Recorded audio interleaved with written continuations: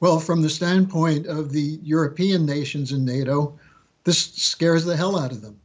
They're not sure they can trust Trump. They're very frightened that the lack of a U.S. nuclear umbrella leaves them vulnerable. But I think there's a deeper, more important point here. Trump doesn't believe that Russia poses a threat to Europe. And the idea that the United States would continue to spend billions of dollars to fight Russia in Ukraine and would shore up a European defense against Russia, he considers that a waste of money. And in fact, he considers it a provocation against Russia. So I think the Europeans need to calm down and recognize that a normalization of U.S.-Russian relations is actually a good step toward peace, because they're also talking about economic cooperation.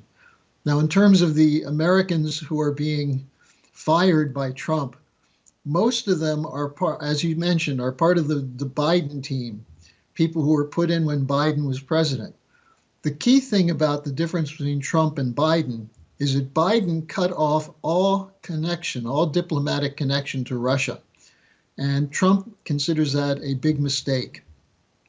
So I think what we're seeing is a move towards something that's more normal in superpower relations. That is dialogue, discussion, diplomacy, as opposed to merely building up an enemy to Russia in Ukraine to fight them. As for Europe, look, the idea of the coalition of the willing, which Keir Starmer and Macron are proposing, that doesn't scare anyone. The French nuclear umbrella will not protect all of Europe. The British Army is incapable of defending Europe.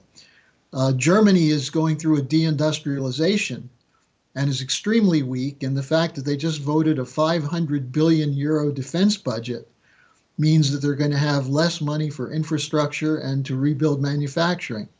So I think Europe is going in the wrong direction. I still have some hesitation about whether Trump is doing everything that's right, but he wants to make sure he has a team in there that's not prepared to go to war with Russia. And people like Hoff and Chatfield, I think Hegseth questions whether they're loyal to the commander-in-chief, which is Trump. And so I think they're getting rid of people who they have some doubts about.